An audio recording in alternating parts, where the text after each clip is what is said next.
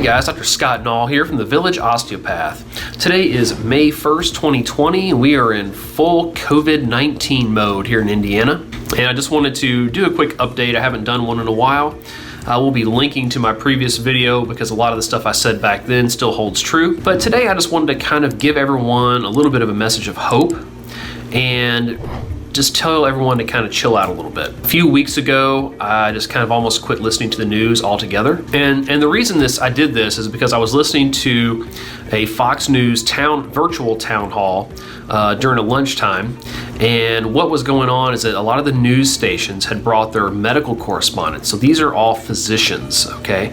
These are all people that have gone to medical school, I assume practice medicine, at least at some point in their career. And they were all asking the vice president certain questions related to the COVID-19. And about 5 questions in, I came to the realization that none of these questions really deserved an answer.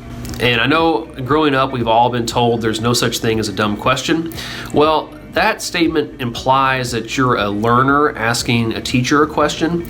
These were questions where medical professionals were trying to get information from a non-medical person, the vice president, about medical topics. And the topics and the questions they even asked didn't even make sense. And the vice president did a good job answering them, considering that most of them were horrible. Had it been me up there, I would have corrected all the questions that they asked because they were just awful. And I think most of them had to do with they were trying to make the government seemed like it was inept and not being prepared for the situation that was going on.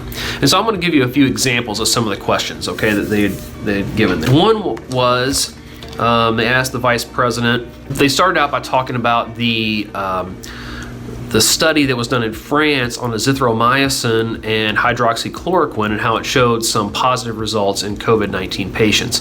And I think it was Dr. Oz that asked this question. He wanted to know, when is the FDA going to allow American physicians to write this combination of drugs? Well, my first thing would have been like, have you never written a prescription before in your life, Dr. Oz? Because if you have, you know that the FDA really has no reign over what a physician can write. I can write anything for anything I want. Now, states, state medical boards and state governments can restrict the way they see fit. But as far as the FDA is concerned, the FDA has to do with giving people FDA approval, which means that a drug company can then advertise and state that yes, this product A can treat disease B. Okay, that's basically what it has to do with advertising, making claims on a product. But writing medications off-label is stuff that's done all the time. I mean, azithromycin, how many of you have ever gotten a prescription for a Z-Pak before? And here's Dr. Oz like, well, when's the FDA going to let doctors write Z-Paks? When have you not had a Z-Pak, Dr. Oz? Come on.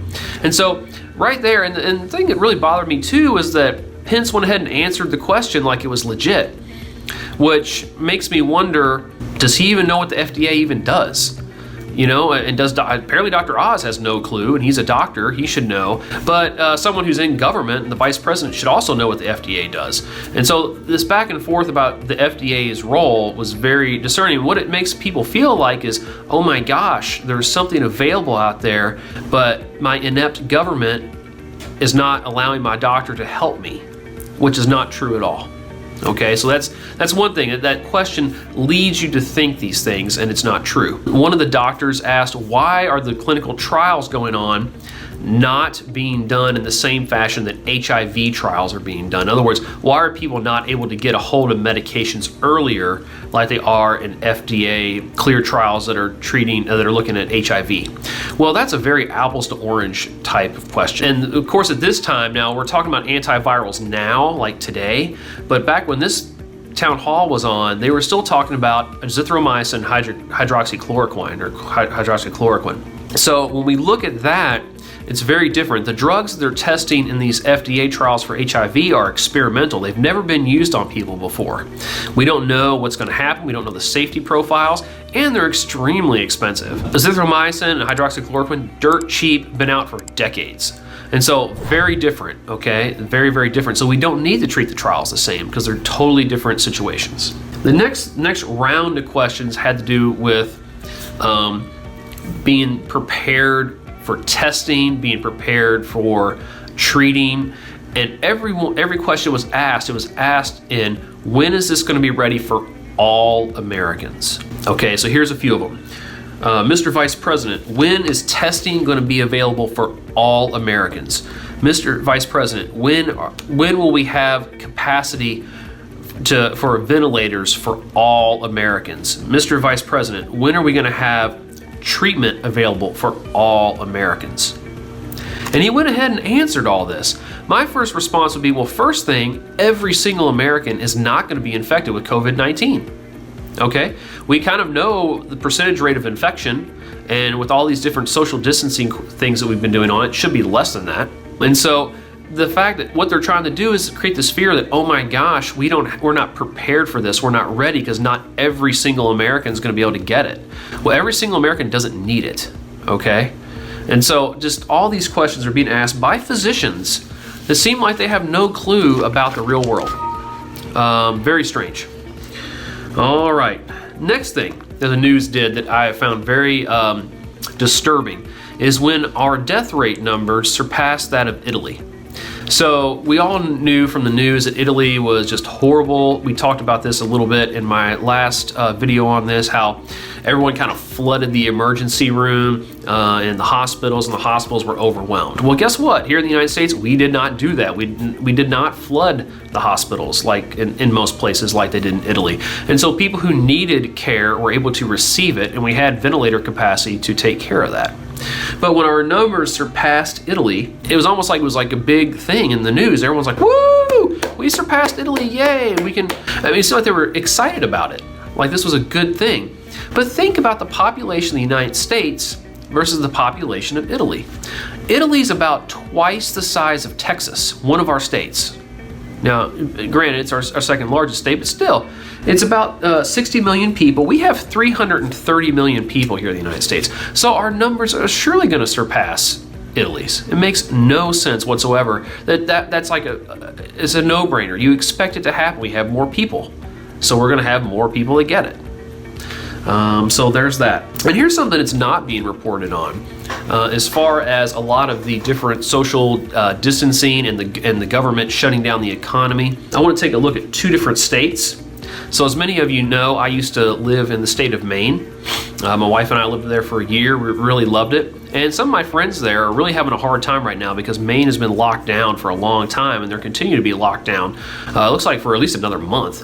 And if you look at the amount of people that Maine has 1.3 million people in the state, okay? And right now, I just looked on Google, the Google machine told me that about 1,100 people have been diagnosed testing positive for COVID-19, and about 53 people have passed away, okay? So 53 people have died.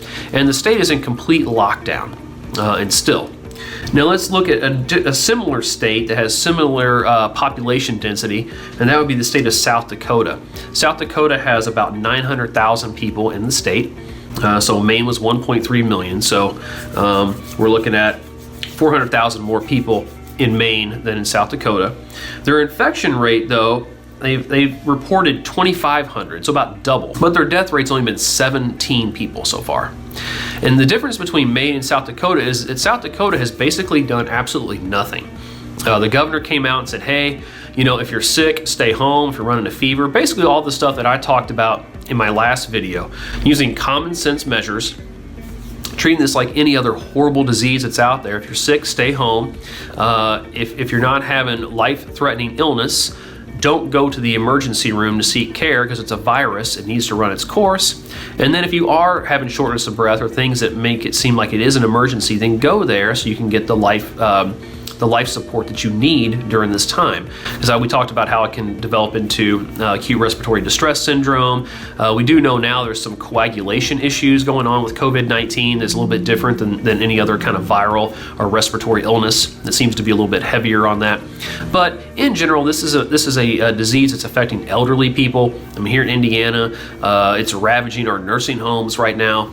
But overall, common sense measures seem to have worked in South Dakota, and and locking down at least up in Maine, and this is a really good comparison between the two, has not really shown a big increase. I mean, their death rate in Maine is much higher than in South Dakota.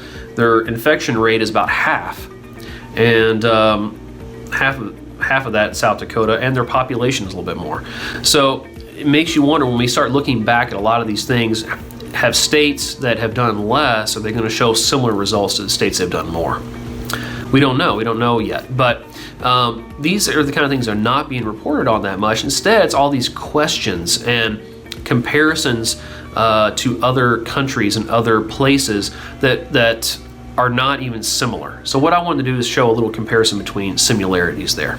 So if you have any questions about as far as what to do during this, I would recommend you go back to my previous video on appropriate responses to COVID-19 in terms of like common sense things that you can do to make this better, because the things that you do can save lives. And that is, don't try to overrun the hospital for just minor symptoms. If you start having shortness of breath, definitely go, because that's where you need to be. Otherwise, just chill out and have a good time with your family. This is Dr. Scott Nall from the Village Osteopath. I hope you found this little video helpful and informative. If you could, please like the video and subscribe to the channel. Pass this around to other people so they can kind of know that if they're watching the news and hearing all these things that are horrible, that it might not be as bad as it seems. Okay? So Dr. Scott Nall from Village Osteopath. Have a great day. Bye-bye.